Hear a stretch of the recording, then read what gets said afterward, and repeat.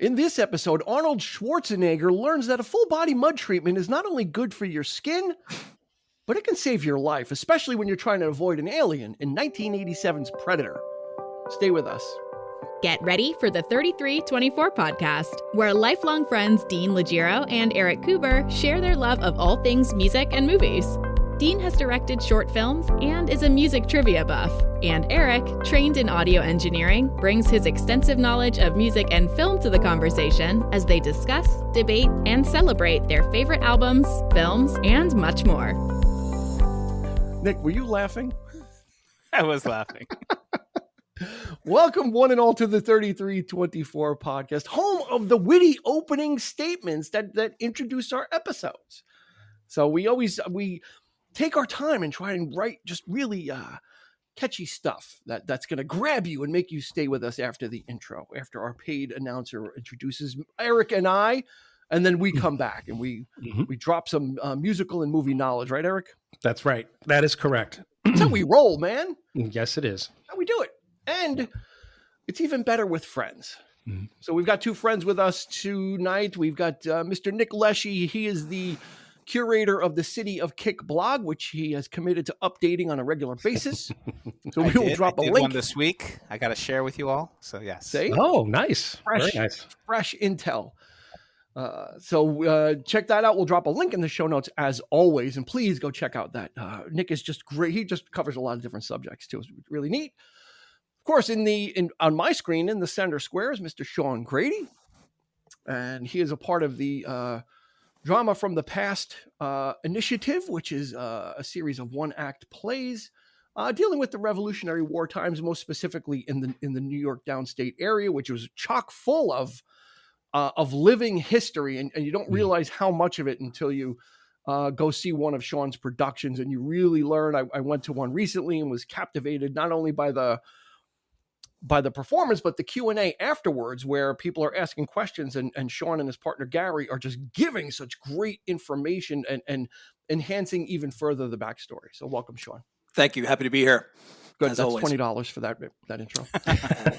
checks in the mail. You said by the word, right? You said you'd pay me by the word. Sure. Okay. All right. So that was about $20.50, give or take.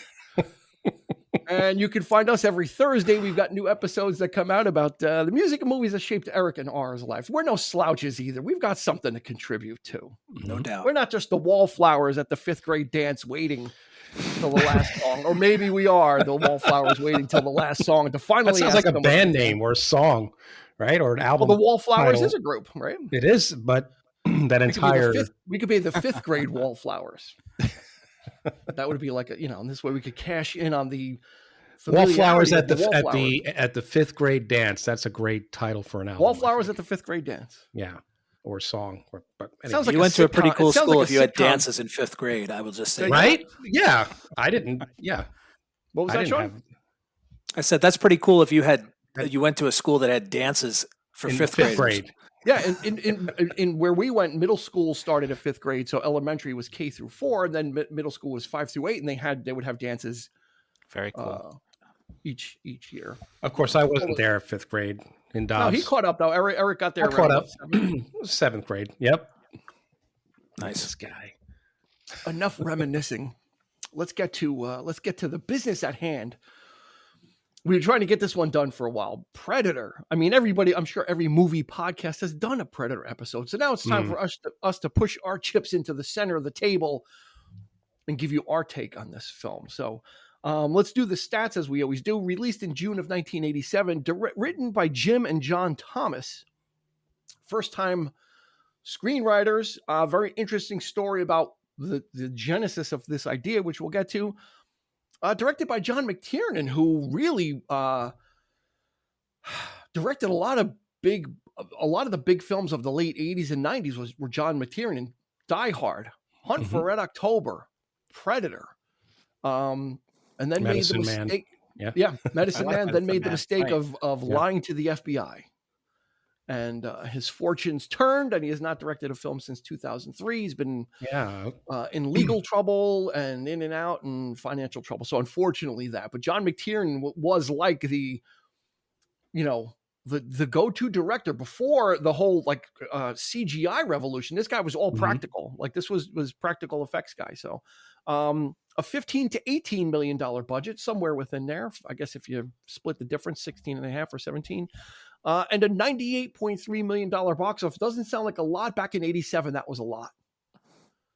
Yeah. In 87, that was a lot of cash. I mean, nowadays that's not even a portion of a budget for like an MCU film. But back then, to have that return on the investment was big, especially back then. Either of you two gentlemen, Nick or Sean, did you guys see this in the theater? I did see it. I did. Yeah, Nick. I loved it. First time I saw it. I mean, this was the '80s, so it was like those action movies were great. You know, I forget which one in Schwarzenegger's canon this fell into. This was he had done Terminator. He did Terminator, then Commando, then Raw Deal. Yeah. So this was just it was great because it starts off like this kind of regular action flick, and then it goes into the sci-fi with this, but it's still grounded. I thought, I love the special effects, and seeing it for the first time, I was a teenager, so I just loved it. I loved that. I'm seeing Jesse Ventura, the wrestler, Jesse the Body Ventura. It was great, So, and then afterwards, all the other sequels, Predator 2 was good. The alien crossover stuff is forgettable, but fun. I enjoyed watching them. And then I didn't see The Predator, and I didn't see Predators, but I did see Prey, which I loved. I loved the new one. I did too. Yeah, I loved it. Cool. Yep. Sean? I was a teenager. I was not old enough to get into rated R movies, but I lived in an area where we had like make a difference.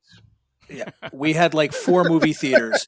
We had one at the mall, one in town, one in the next town, and one in the next town. And they were within about 15 minutes of my house. And we knew which ones we could get into without our parents. And our parents would drop us off. They're like, all right, get out of the house, go. If you can get in, great. And we always had a backup movie if we didn't get into the rated R. My neighbor worked at the mall one, and we knew we couldn't go to there because she knew how old I was and would not let us in. So I saw this. This is the first time I saw Arnold Schwarzenegger on the big screen. I had seen Commando and Terminator on VHS because I was a lot younger.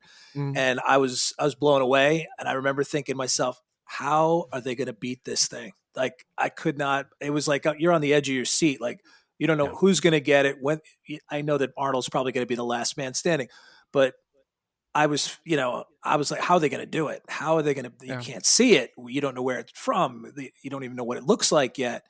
And I loved it from the moment I saw it. And it's one of those movies that I don't see enough. And when you said that we were going to talk about Predator, I was like, oh, I got to find Predator. I love this movie. You almost you don't see it in rotation that much anymore. Yeah, not too often. It's one of those ones that you could easily, because you've seen it so many times, you could take it for granted, right? It's just it's that film.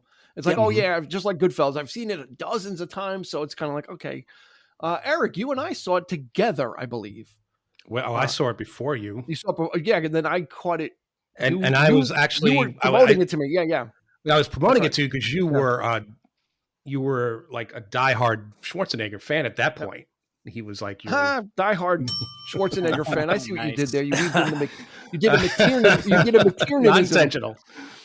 No, but I said, Dean, I mean, because up to that point it was all Arnold, taken out. But this was, for me, decidedly very different. I didn't really. I mean, he's the star, but it was. I just love that team.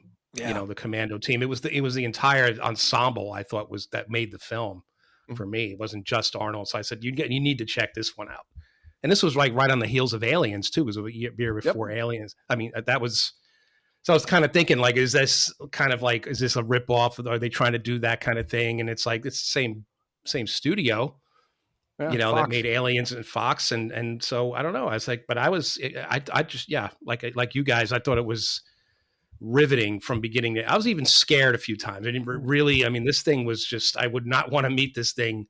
No way. In a dark alley, or I mean, it really. I mean, it left a big impression. Yeah, a lot of DNA on this film. And then Eric must have took me and I believe our friend Johnny. I saw it at a midnight. I saw it at a midnight showing. And I don't even know if it had come and gone already, maybe, and it was like only playing at midnight or something. Yeah. And they took me to it at a midnight showing, which was, extra, It might have been the same day. It could have been like it might have been. We could have. I think him and I went to an early. Might have gone to an earlier show. We were known to do that. And then going back. I said we need to go back and check this out. We gotta get Dean and because he was such a fan. Yeah, big into Schwartz. I mean, he was the thing. I mean, he was in the 80s. This was the era of the action star. Mm-hmm. We did a Rocky 3 episode, and Stallone was kind of in that. He hadn't really. I mean, Rambo was him starting to dip his toe into the water. Rambo 2, First Blood was more of a dramatic turn for him. Rambo 2 was like, I'm entering into the action genre, like the over the top type thing. But Schwarzenegger was dominating it. I mean, this was his thing. And like Eric said, the ensemble cast. I've always said, and I remember saying it probably when I saw it, I was like, this is the best G.I. Joe movie ever. Yes. Right? This was G.I. Joe before G.I. Joe, before they even conceived it. Just like, and I'll say it now, just like True Lies is the best 007 film. It's the best James Bond movie ever made, True Lies. And I think that this is the best G.I. This is it. You've got the tracker. You got the heavy gunner, you got the communications. Everybody's got their specialty, explosives. That's right. Yeah. What and when Arnold was being approached about this film, one of the things that turned him off initially was that it was kind of like a solo film. And once they kind of massaged the idea of having a team, he kind of liked it a little bit better having this team around him. And like Eric said, it really. It's a really great ensemble piece, but what it really does is it just multiplies the machismo. It multiplies the ammo. It does. It multiplies the biceps. Everything gets multiplied by a factor of 7. Yeah, and everybody's a character, man. Everybody has their moment to shine, and it's just, I just love it. Yeah, I could watch this over and over. Yeah. So let me run down just a brief history about this film. And again, it was written by Jim and John Thomas, who were 2 novice screenwriters. And the idea for this actually came from Rocky. Rocky 4 had come out already. And they were like, there was a joke going around. It was like, oh, Rocky's going to have to fight an alien next because there's no one left for Rocky to beat. So Jim and John Thomas kind of took that thing and said, hear that. Yes. Yeah. It's like, I did hear that. You know what? Yep. Let's work with that idea. Yeah. Of that, like that was like the germ of the idea, of course. And then they wrote the script, got it in front. I think they slid it under some executive's door because they, you can't get in if you're unknown, but they got the script to somebody. They liked the idea of it. And again, kind of changed some things up and you've got this movie Predator, which, and then you get Arnold attached. Carl Weathers, there's your Rocky connection right there. And I know that's one of Sean's favorites. I'm sure Arnold probably, had no problem saying, and when he probably did hear that and said, because of that competition thing that was going on between the two, Stallone back then. That Schwarzenegger, they loved each other, but hated each other at the same time. They were partners in Planet Hollywood, right? Yeah. Right. But they were just such big rivals that I'm sure he's like, oh, if this is known as the Rocky type movie, I'm doing it. It's not going to be, so if Stallone, he might have been interested. I would have been interesting to see him to tackle this thing. Arnold has and that was the other part of this is originally the Predator was to be played by a then unknown actor, Jean-Claude Van Damme. Yeah. And Jean-Claude Van Damme was hired for his athletic and his athletic and I'm going to say gymnastic ability because he can really do those splits and all that kind of stuff. So the original Predator costume was kind of gecko-like. I don't know if you've ever seen any behind-the-scenes footage. Yeah. Yes. In the meantime, Van Damme was unhappy. It's too hot. I hate the costume, and they're never going to see my face. And it's like, well, you joined to play the Predator. You joined to play an alien. It's not going to be you. So he ended up leaving. They fired. took the time to reassess the Predator costume anyway. Got Stan Winston involved, and that changed the game. Oh, right? Absolutely. And then they got Kevin Peter Hall, who was just hot off of Harry and the Hendersons playing Bigfoot there. 7 feet. That was you needed someone to match Arnold, and they got Kevin Peter Hall. Well, that's the thing. I mean, Van Damme and Arnold they're all short. Well, right? So Arnold's like 6'2", but Van Damme is tiny. He's like 5 something. Yeah, but can you see him as the Predator? Like, this thing needs to be towering over Arnold. You know. So that was the best move they ever made, was getting an unknown to play the role and redesigning the Predator. Yeah, who was decidedly freakish and like he's just really tall and just much like the guy that was in the Alien costume in the first Alien movie. Yeah. He was very thin and very, like, it was just bizarre how he could contort his body and that kind of thing. So so it's like kind of the same thing. This is, Sean, this is an embarrassment of riches, like I said earlier, with the amount of testosterone that is running through this film. But it even though it's an R-rated film, I'm going to say it plays to younger kids because they're all playing Commando, like you're playing Commando. And if it wasn't for the gore, I mean, there's some language. A couple off-color jokes that today, but and it's got the horror elements, right? And that's what the problem is, the horror elements. But at its heart, it starts off as a mystery. It starts off as a regular run and gun film, actually, Sean, right? Yeah. It starts off as just your regular action pot boiler. Yeah, I mean, these guys, they're a unit. They're the hired guns.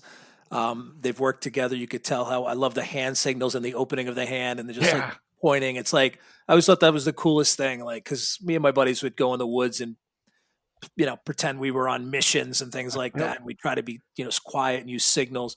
And it was cool to see like adults doing that for real. And I love every guy in that unit, and like Carl Weathers, I love from Apollo, but even he kind of is able to kind of work into it, even though he's the outsider. And you don't know what's going on from the beginning. You see some horrible things like skinned bodies. And you're like, wait, what did human beings do this to other human beings? And what's going on? What did this? What could have done this? And then obviously you learn pretty soon after when everything goes down. So I love the beginning, and I think it works better as an ensemble. I think to do it as a solo act, it would have been like Commando with an alien. I think this was a better choice. Nick, in a lot of ways, it's almost like And Then There Were None. It's like there's a killer, and right, and each member of the party is getting picked off. Yeah, you both one at a time.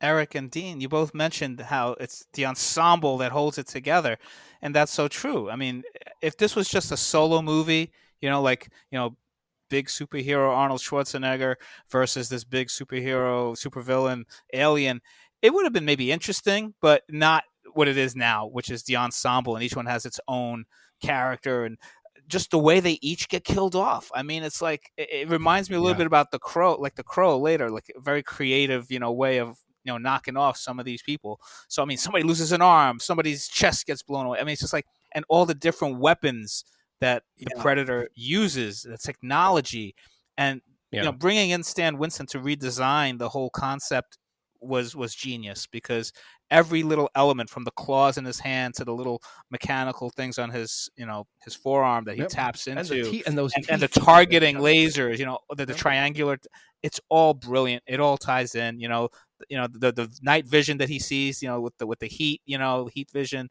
the camouflage. I mean, that technology was top notch. I mean, that looked great. But you could still see him, right? I love when they're like, look, cloaking technology. I see you. Yeah, you see that shimmering effect, which I loved. It was so cool. And Nick, you make a really good point about if this was a Schwarzenegger only film. I think it would have crossed into that implausibility, because eventually those films would go that way. It would be one like Rambo against the Afghanistan army and one person against everything.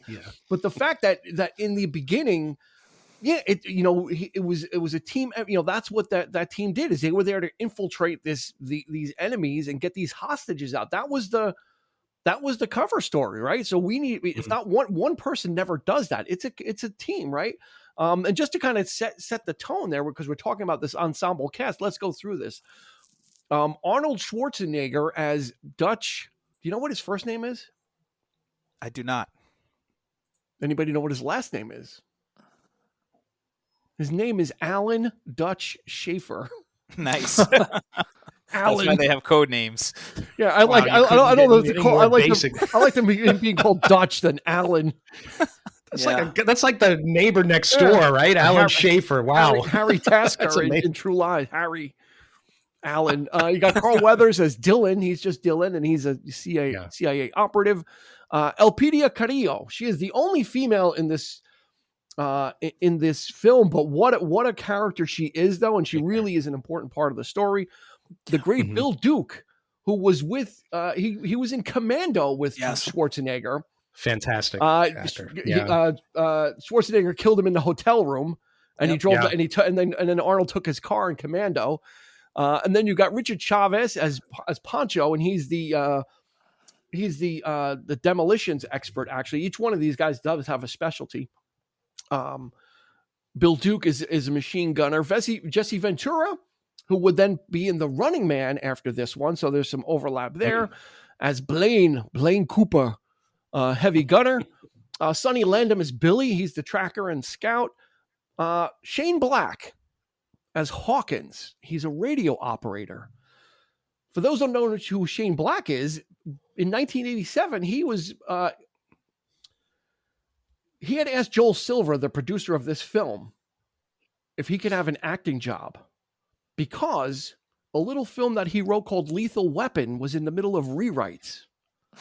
So Shane Black is a screenwriter, and he was a screenwriter for Lethal Weapon, and he's done a lot of great work.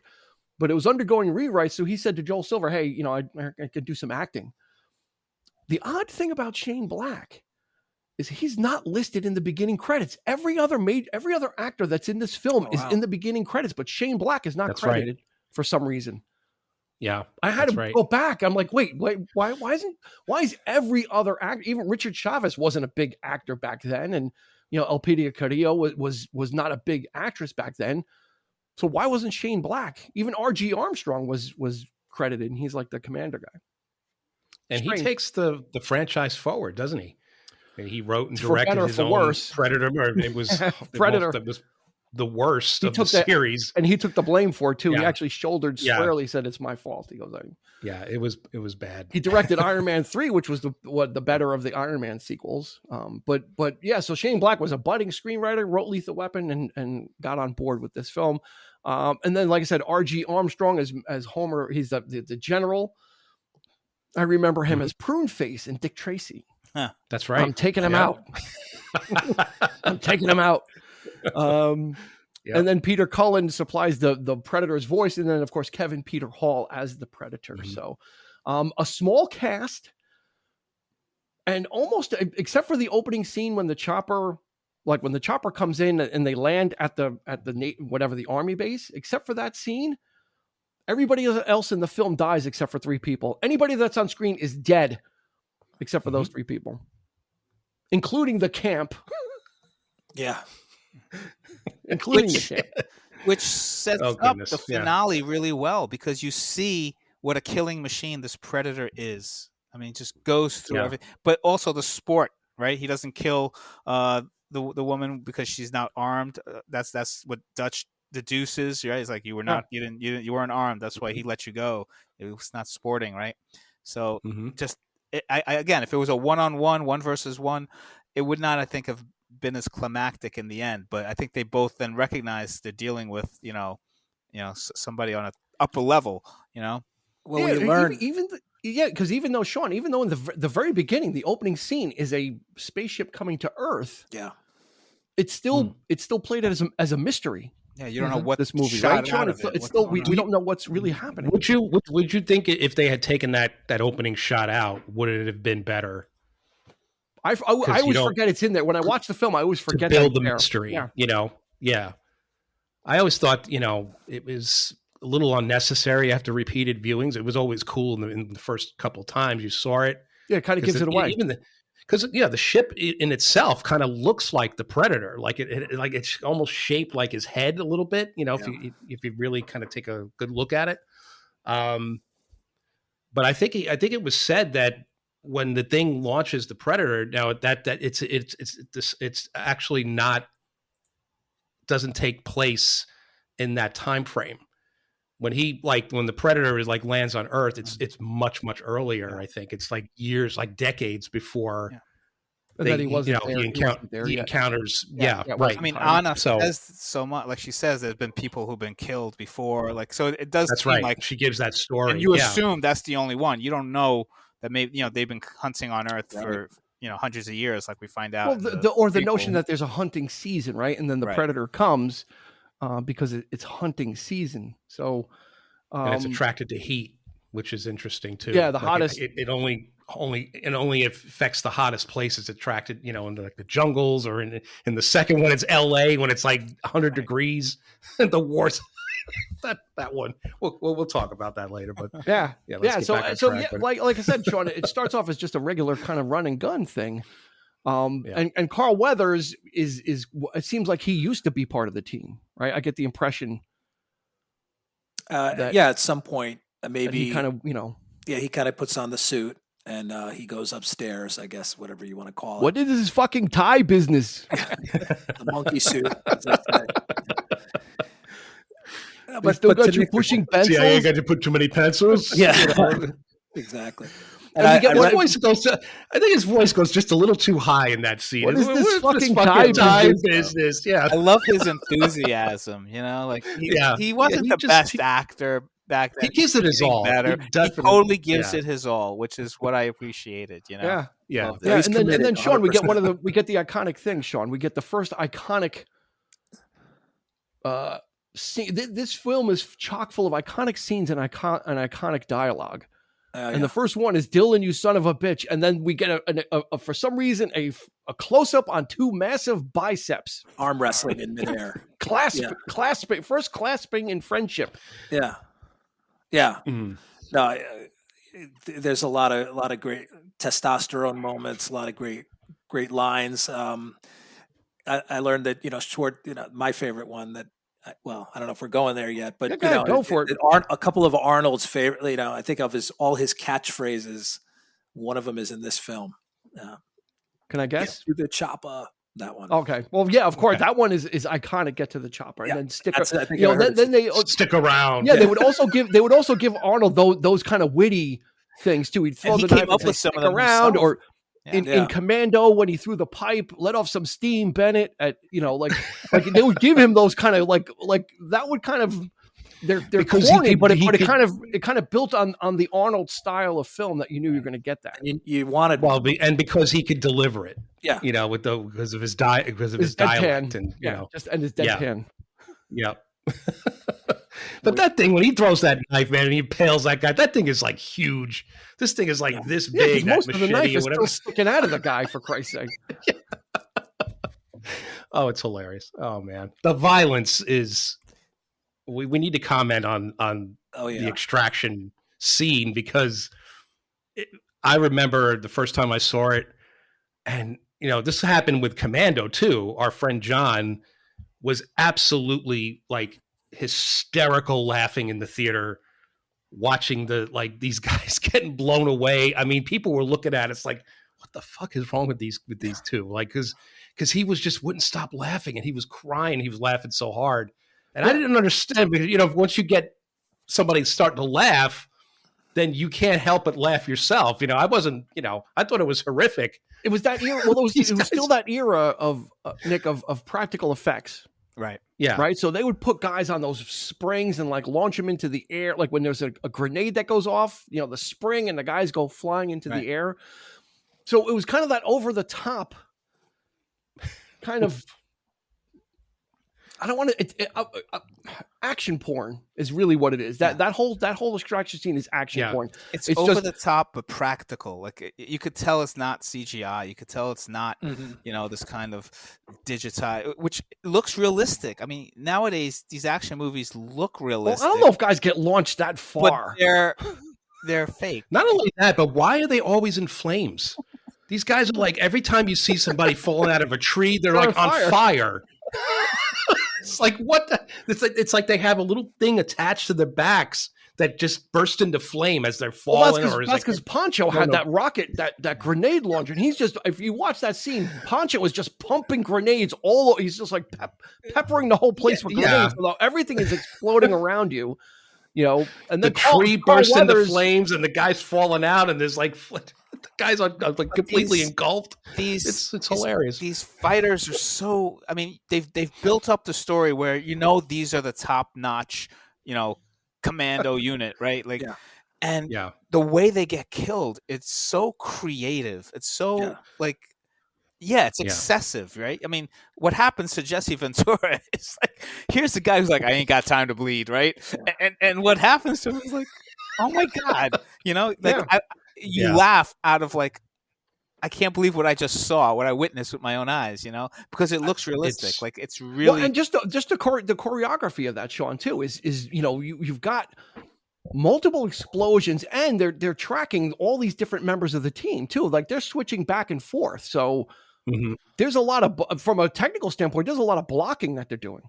Yeah, and it's interesting because you learn about their skill in the scene, and then and what they're good at and what their expertise are. And then with every one of them gets killed, you learn about the predator as well, what weapons he has, how he kills, and then what he does to them after he kills them, and why it's important to not just kill, but take the kill away and do whatever he's doing.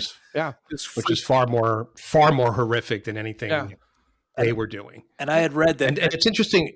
I'm sorry. Go ahead, Sean. No. Go ahead, just to back to the commandos, the guerrilla warfare tactics.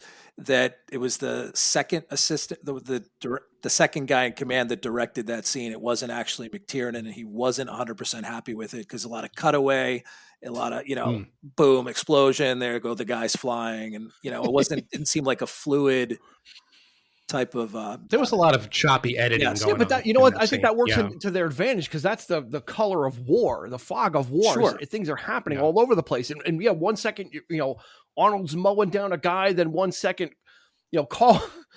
One of my favorite parts of that whole scene is the guys are getting in the helicopter, right, and they're trying to take off. And Carl Weathers runs in front of the helicopter and riddles it with bullets. And then Arnold pumps 2 grenades into that thing and gives it a double whammy. Like killing the guys wasn't enough. You exploding the chopper had to happen. Like it wasn't enough to kill him. He just throws 2 grenades in there. And it's like, the guy, again, he's engulfed in flames, and the sound effects in that scene too. Like when he's like yelling, but then it gets just like muffled because of the flames just completely engulfs him. And it's like, and it just gets quiet. That was very effective. It's a classic 80s action scene that gives you, it's cartoonish. And that's what it is. When guys are flying through the air, it's kind of cartoonish. And when a guy is falling through the air and Jesse Ventura is still shooting him, and he's on, like I said, he's on fire and he's still getting shot by old Painless. With a Gatling gun, no less. Like that thing takes like 5 seconds to rev up, and none of these guys could get the drop on him. Jesse is walking through with that thing. 2 guys are down the trail and they see him, and he's still got to get that thing revved up, and he still just mows him down. So it's cartoonish, but it's fun, and that's what. Yeah, it's also interesting to note too that I'm sorry, Dean. Okay.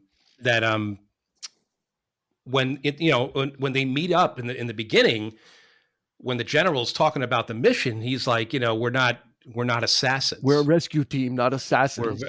But they very much are assassins. That's what they do. Did you notice those looks that the general and Dylan gives Arnold? They're like looking at each other. Well, because they knew, right? Bullshit. That's why they hired them. Yeah. Well, that leads to the end. The whole end of this whole.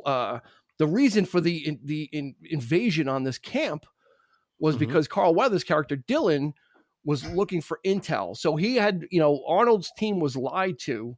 They were given this cover story of a rescue, and we need to get these people out, and there's bad people. And Arnold's like, we don't do the other kind of stuff. And that's when Arnold realizes, because he finds the paperwork and realizes that they were pawns. They were used. And so but Dylan isn't the greatest guy. He's like, you were an asset and I used you.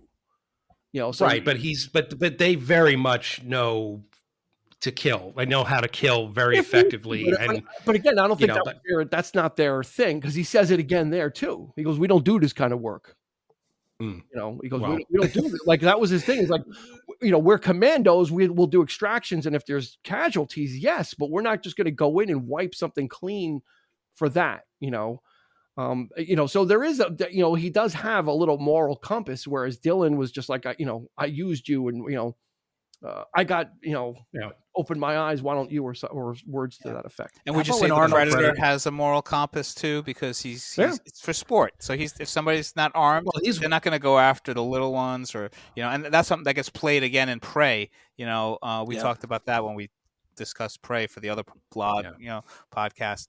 But that was Roland's. So they have certain rules for predators to kind of when they're hunting. Well, it's interesting. The predator is like watching them all of this go on. He's listening to them talk. He's listening. He's learning words and things like that. But I think he has they're very intelligent. So they're kind of like humans are kind of dicking each other over. It's like so the predator is like catching wind of this, I think, and it's a very interesting species to be hunting. You get that impression as it goes along. That's why it took so long, I think, for him to come start picking them off. Let me put this question out there. And each one of you can answer it. We'll go around.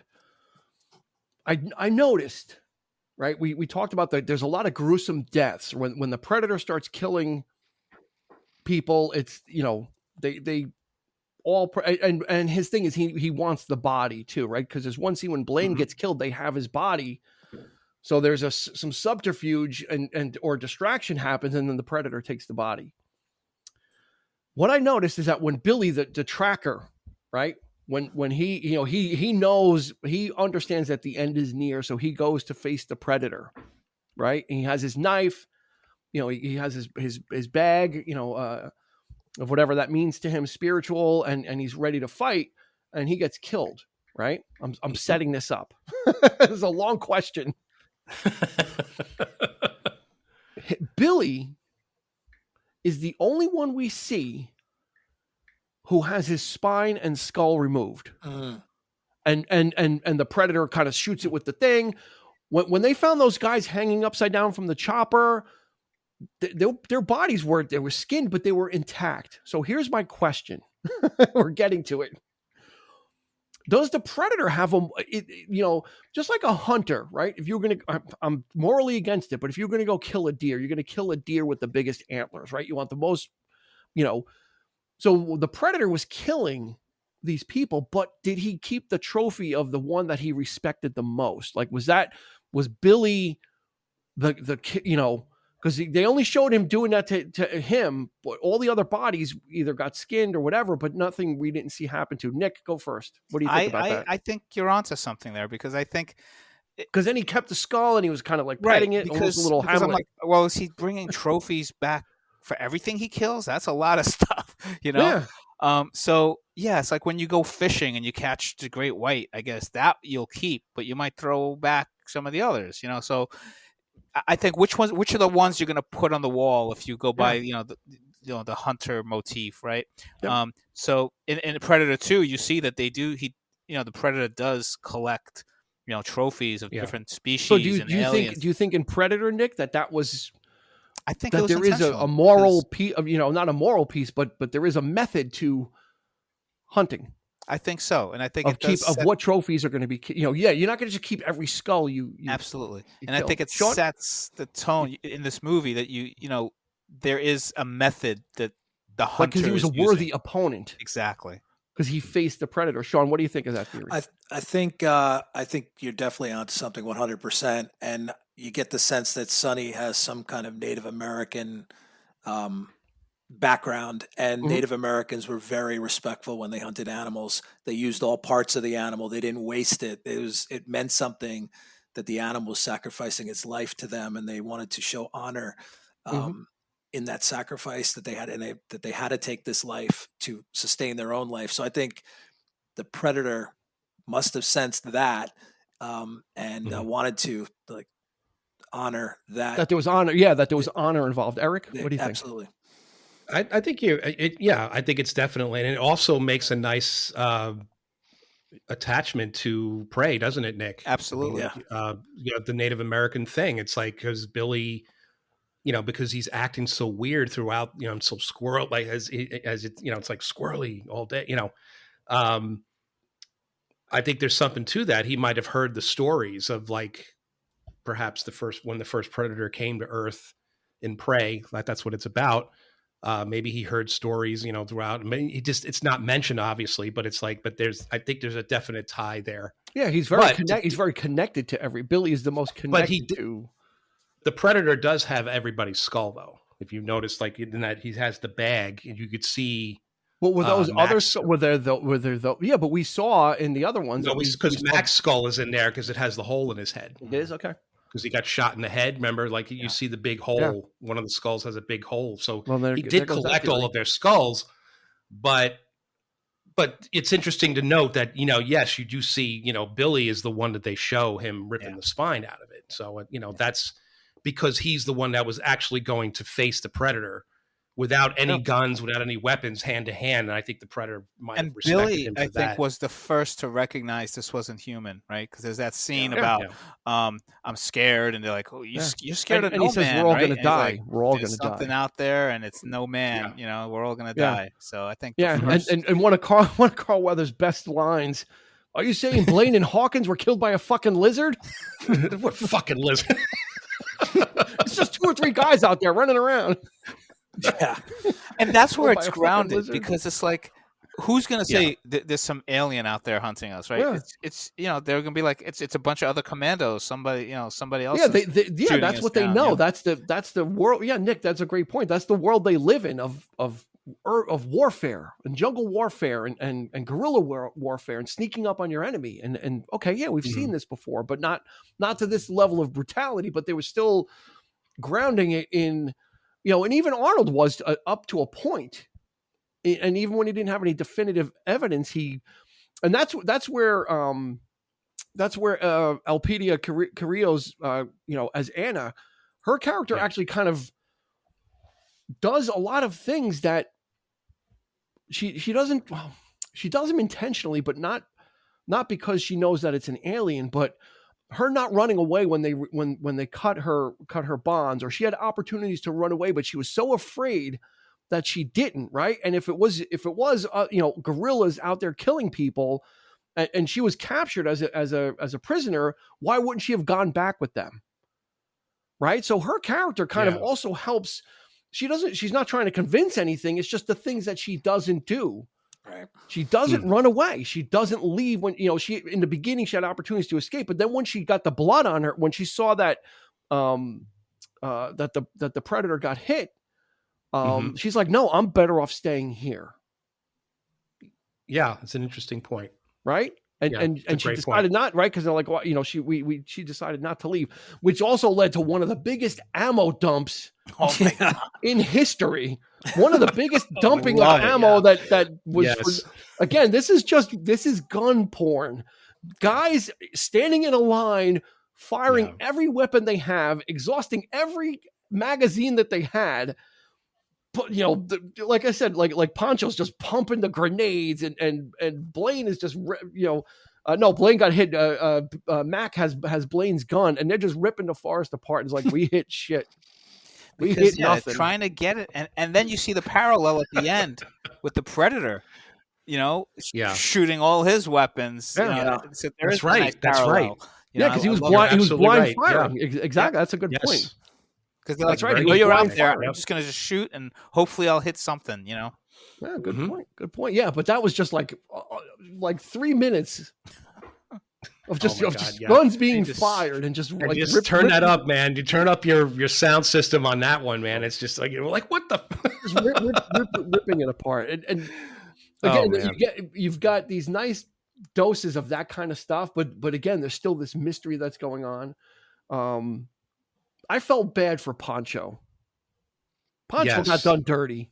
Pancho was carrying a gun. Oh, but he wasn't using it. He got hit. He got like waylaid by that log. He was carrying a gun, just like it was slung on his shoulder. Yeah. I was hoping he was going to make it. I'm like, nah, he's not going to take out. No, but was he taking him out to get to Dutch, or he had the gun in his hand? So I guess. Well, see, and that's one of my dilemmas, right? Because Pancho was hurt. So why would the Predator? Yeah. hurt, kill somebody like an injured animal, but he had the gun slung on his shoulder. So then he became fair game, right? Yeah. Like he became like, okay, well, he's got the gun, he might try and shoot me. Yeah. I always thought Pancho had the best chance you of don't living. give up, because otherwise you'd give up when the Predator was all bloody and injured, and it's like, well, maybe he's putting him out of his misery because he knows he's not going to make it. I mean, he's just dead weight at that point, at that stage, right? So what kind of sport is that to have? Is he going to like actively try to hunt, Arnold because he's carrying Pancho? That ain't going to fly, because it's, you know what I mean? Like, it's like, so it's not like he's in combat mode. So there. you think he got Pancho out of the way? I think exactly. So he could free up he's Arnold. Too far gone. I mean, all his ribs are probably broken. Oh my God! He got hit. Oh man, he got hit with the trunk of that tree. Yeah, man. Oh man, how did he even survive that? Like, he shouldn't even have survived that. And doesn't he have a line like, "I can make it. I can make." Like everybody's like, "You're dead. You're not gonna make it." And he's like, "No, I can still do it." He was like, "No, I'm getting out of." He's like, "This is nothing. I'm getting out of here." It's like this is like this is a flesh wound. Like I have blunt force trauma, but I'm okay. You know what? I'll walk out of here if I need to get away from that thing. Right. And I always thought he had the best chance. Like, Pancho was like kind of like Arnold's number 2.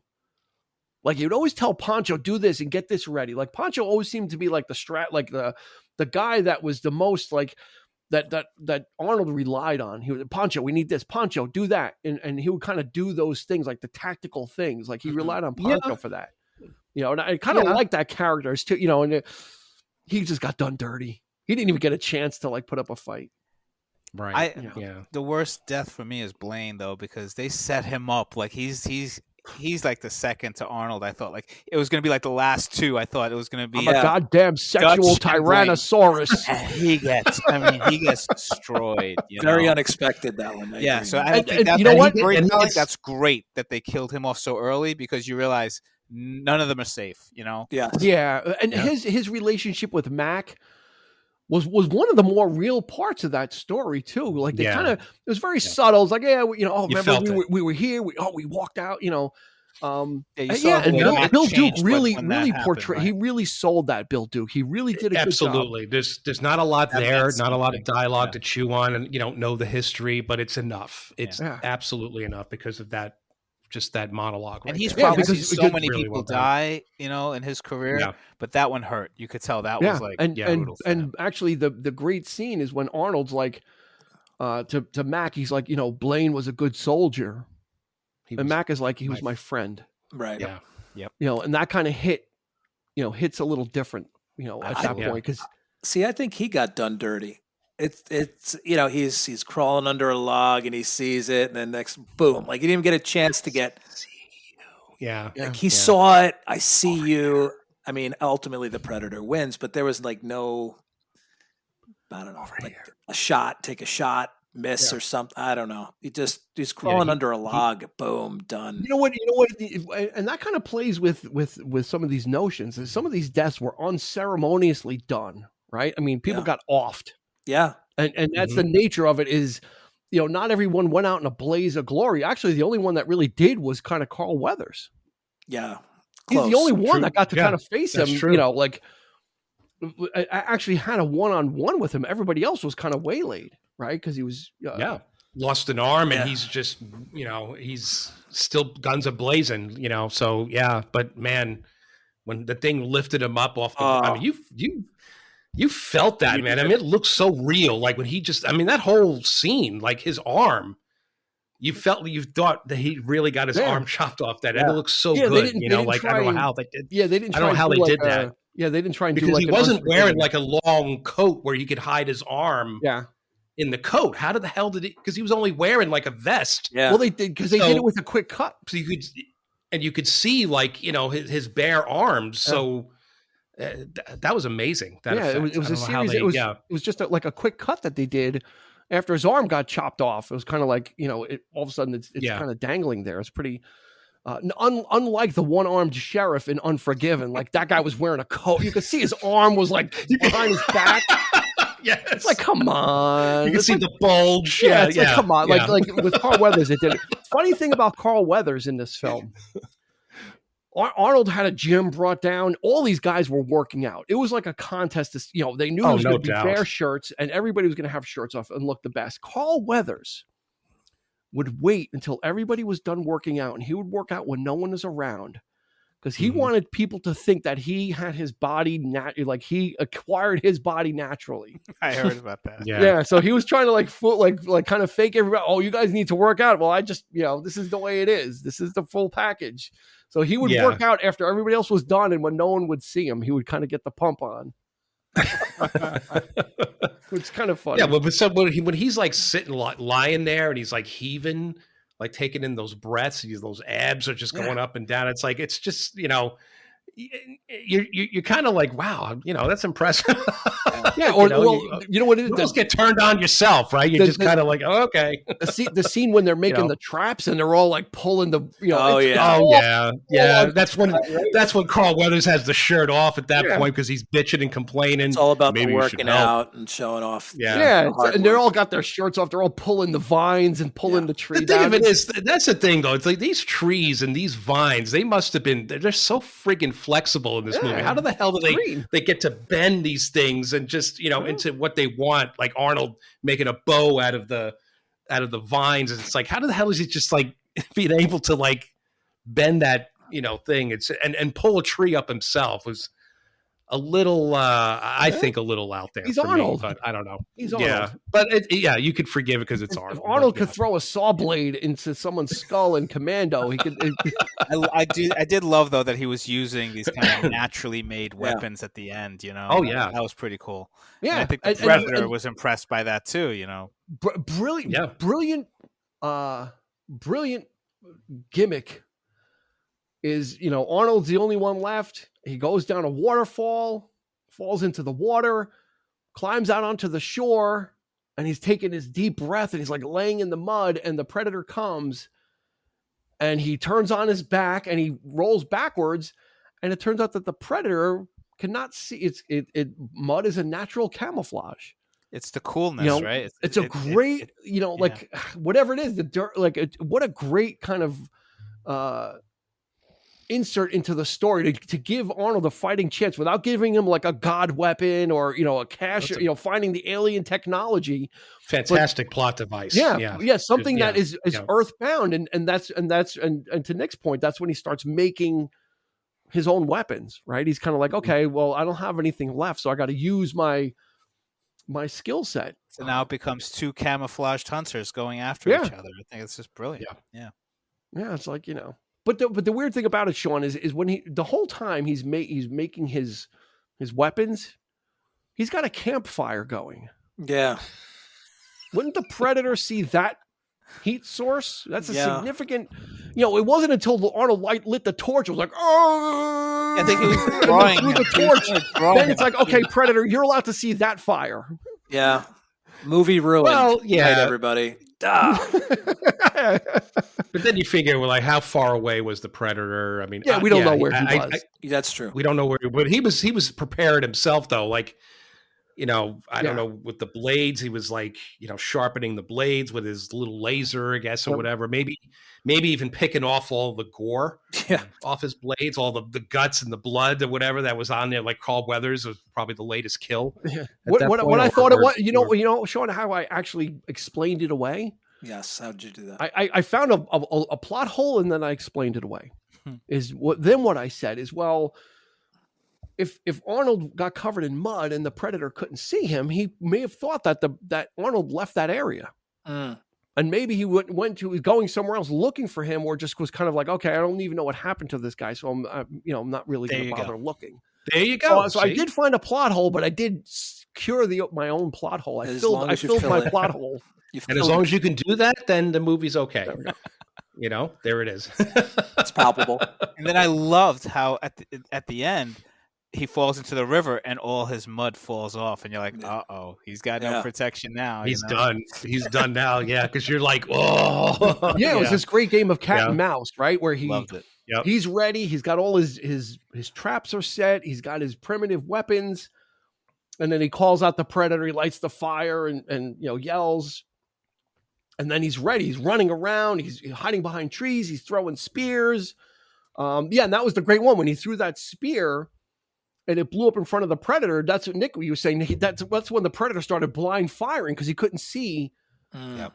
He didn't just like the Predator had done to just them. Like he couldn't see where it came from, so he just started blind firing. Somewhere, I'm just going to try to shoot you. You know? And that's when Arnold ran. And he made the fatal mistake of grabbing that very tenuous and rotten limb.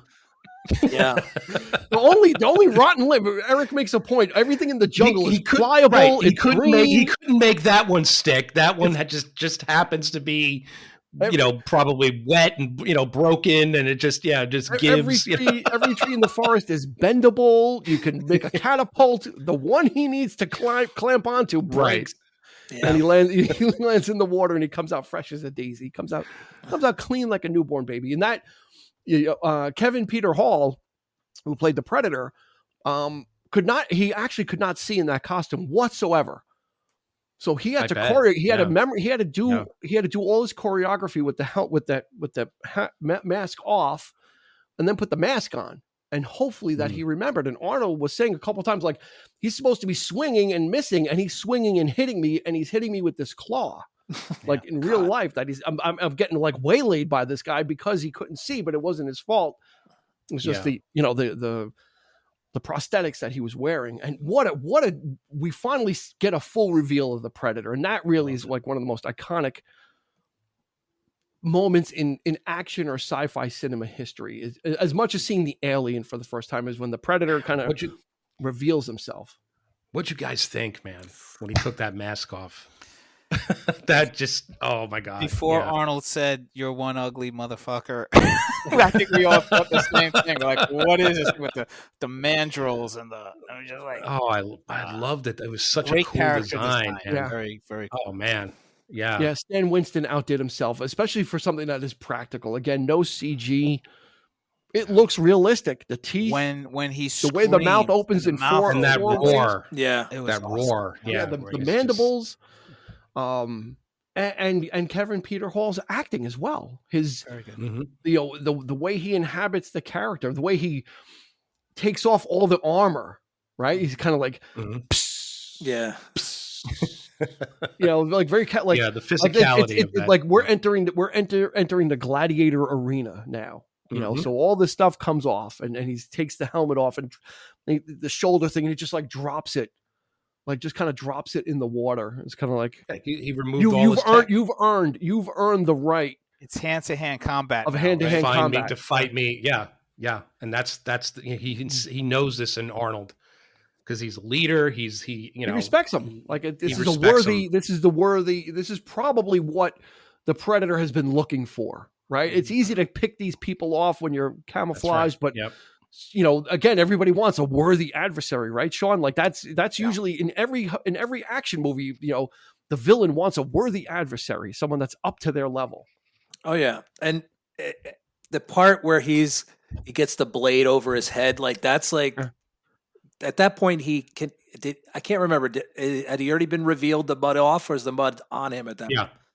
The mud is off. The mud was off him, and he swam to the shore. Yeah, he has the log, and he draped over the log. That's when he knows he should be dead, but he knows he's given me a chance or something. I should be dead.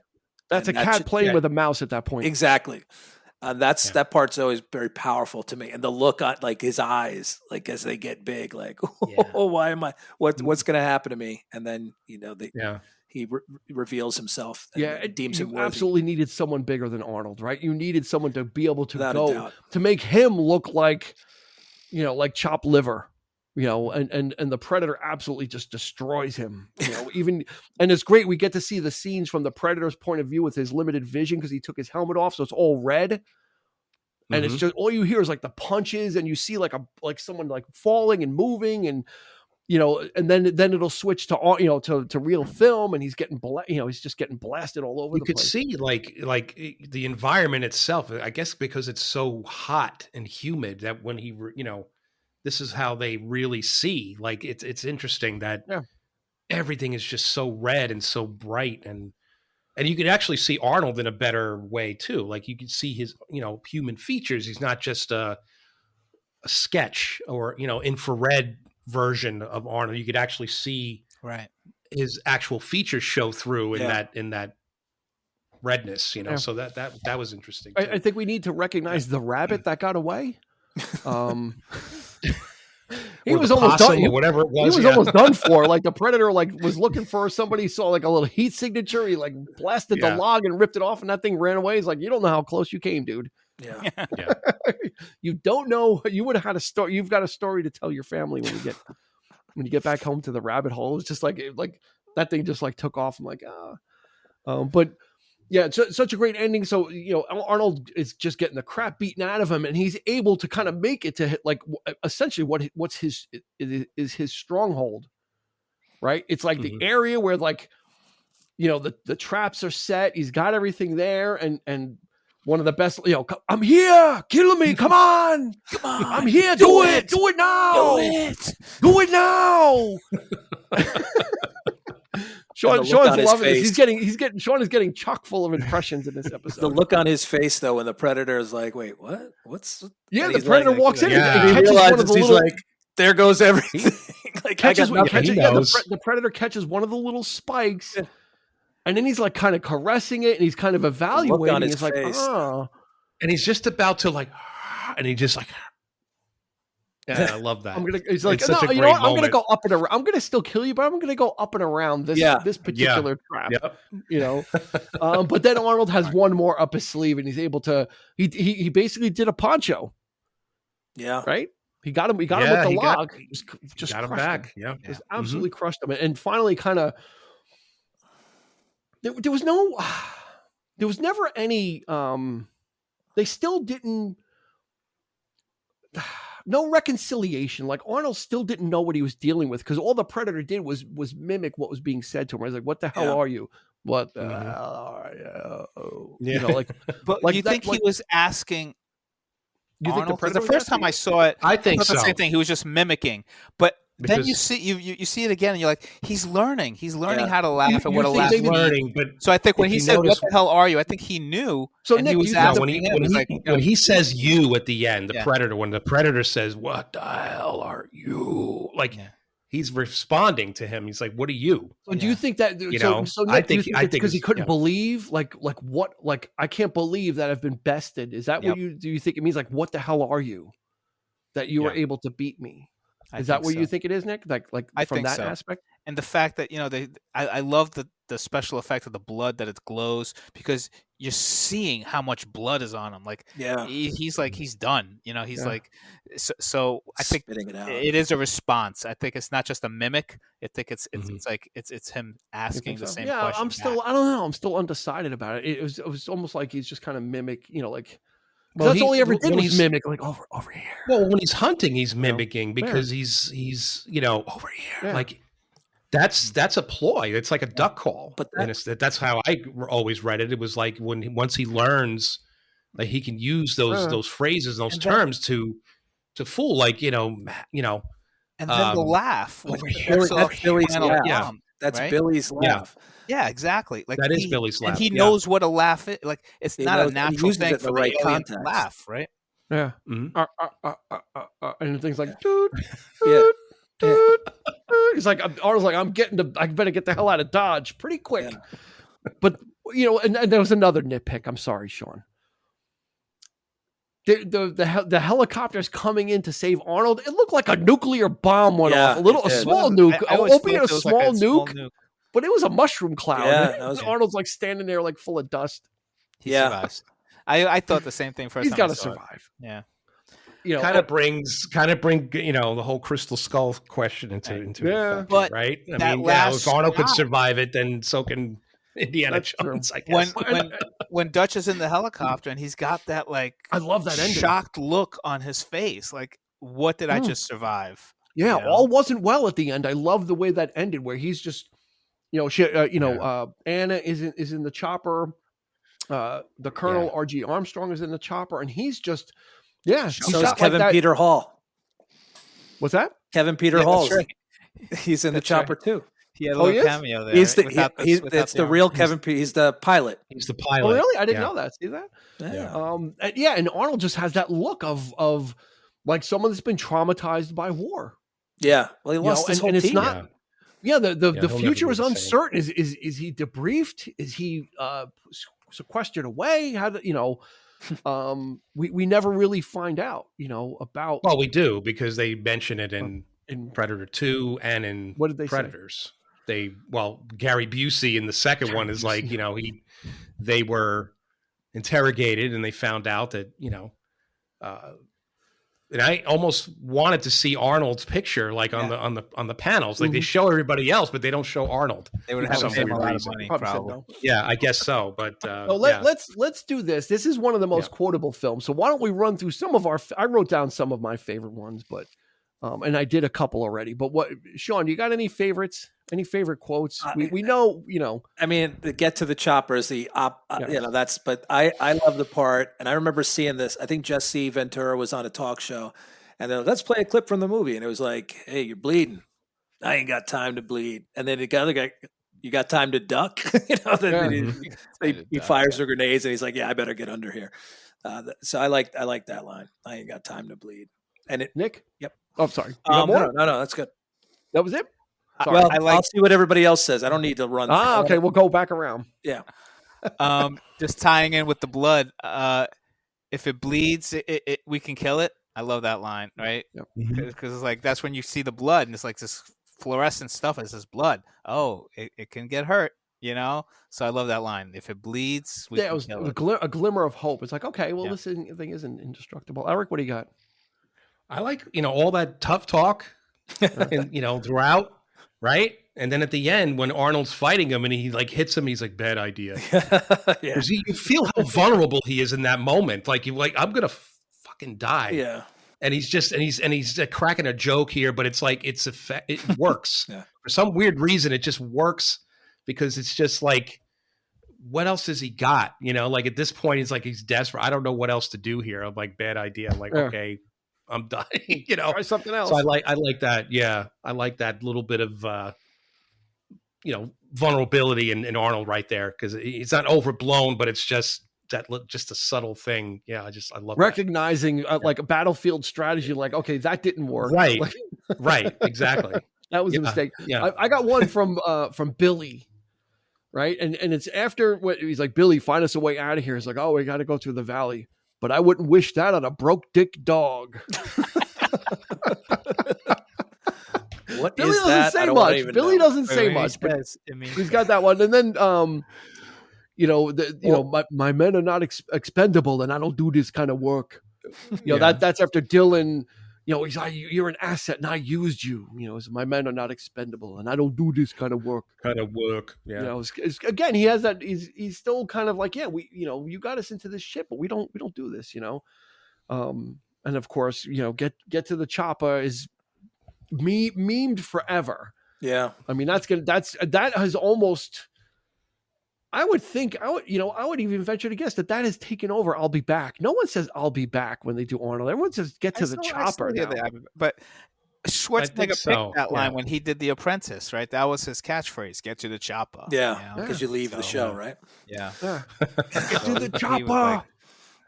Get to the chopper. It's also interesting to know, too, I mean, like the jokes that Hawkins, of course, are just so inappropriate, but it's the only time Billy laughs, though. He makes him laugh at that second one, and I think that's because Hawkins is just so like nerdy, right? And like the jokes are like and he doesn't say a lot either. No, right? Yeah, they're like dirty dad jokes. They're like so corny, right? They're so like obvious, and it's like. And that's why Billy's just like whatever. And why is he always picking Billy to tell the joke to, right? Because he's just hey Billy. Yeah, he's poking that bear. It's like, because Billy is probably the most serious about his joke. Like everyone else kind of jokes around, but Billy really doesn't, right? Billy was like serious. He's putting the camouflage on, right? Everybody else is kind of Blaine and Mac are listening to Long Tall Sally. Like everyone's kind of, doing their own thing and ribbing each other and this and that. But Billy is just really like serious and doing it like he takes it really. And that's serious. Probably why, because he just picks him out of the crowd. He's like, "Hey, Billy!" And of course, the Stranger Things references too. There's two. Of course, Hawkins, Indiana, and then you got Jim Hopper. Yep. Yeah, Sheriff Hopper. That's So David Harbour. that's not one but two references. Has Predator. has circled back on pop culture. So, and you mentioned the music. Alan Silvestri. Yeah. The score is really fantastic. Not one of his more famous ones, but still fit really well. Iconic. You know what it is? They revisited it for the that sequels. that piano riff that just kind of repeats. You know what it is? It kind of reminds me of like it doesn't sound anything like it, of course, but it's like that sort of weird, like tribal type of like Jerry Goldsmith did for Planet of the Apes. Yeah, has a very distinctive like and then every time they're in the jungle, there's that like that thing going on in the wood, and it's very effective. Yeah, it's very memorable. When you watch, and they even used it in some of the other films, which is takes you right out of it, though. It's because it's not the same thing. It's just it's a gimmick, But kind of like the Mandalorian theme now. Whenever Mando shows up, they play his. Whenever he does something, they have to play it when the Mandalorian shows up. It's like, all right, we know his ship, we know what it was. You don't Skywalker theme. He doesn't have a theme every time he does something. It's just that kind of like Rocky, right? Rocky's theme, like Rocky plays his theme in Rocky 3. He's got his own theme. Oh boy, what is it? Have we hit all the bases with Predator? We talked about Jean-Claude Van Damme. One thing, the ending.